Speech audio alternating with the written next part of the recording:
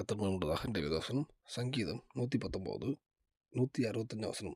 உம்முடைய வேதத்தை நேசிக்கிறவர்களுக்கு மிகுந்த சமாதானம் உண்டு, அவர்களுக்கு இடர் இல்லை. கர்த்தர் மகிமையுள்ளதாக.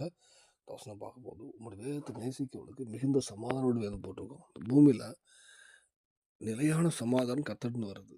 அப்போ வேதம் சொல்லுது நம்ம வேதத்தை நேசிக்கிறவனுக்கு. வேதத்தை நேசிக்கணும் என்ன?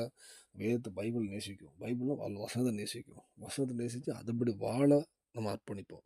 ஒரு வசனம் படிக்கும்போது அந்த கர்த்தர் சொன்ன வசனம் சொல்லும்போது அதன்படி வாழ நம்ம அர்ப்பணிக்கிறோம்.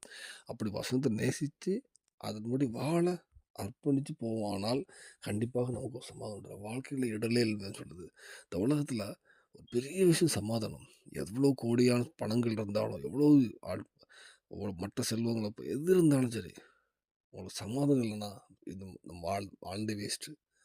ஒவ்வொரு நிமிஷம் இடரிலும் எத்தனையோ பேருக்கு அநேக பணங்கள் இருக்கும், ஒரு சமாதானம் இல்லாம இருப்பாங்க. ஆனா வேதம் சொல்லுது, உங்களுடைய வேதத்தை நேசிக்கிறவர்களுக்கு மிகுந்த சமாதானம் உண்டு. சமாதானம் எப்படி நம்ம எல்லாவற்றிலுமே வீட்டில் ஒரு ஆரோக்கியமாக இருக்கட்டும், பொருளாதார ரீதியாக இருக்கட்டும், எல்லாவற்றிலுமே ஒரு சமாதானத்தை இதை கட்டளை விடுவார். எங்கேயுமே ஒரு இடல் இருக்காது. இந்த வேளையில் நம்ம ஒரு வேதத்தை நேசிப்போம், வேதத்துக்கு வாழ அர்ப்பணிப்போம். நம்ம வாழ்க்கையிலையும் எல்லாவற்றிலையுமே எல்லா வீட்டில் இருக்கிற ஒவ்வொரு பாட்டிலையுமே எல்லாத்துலேயுமே தெய்வம் சமாளத்தை கொடுத்தார். இந்த பூமியில் சாட்சியோட ஆகத்தவார், பரலோகத்துக்கு ஆயத்தப்படுத்துவார். அர்ப்பணிப்போம். தேவன் கிருபை செய்வாராக. ஆமென்.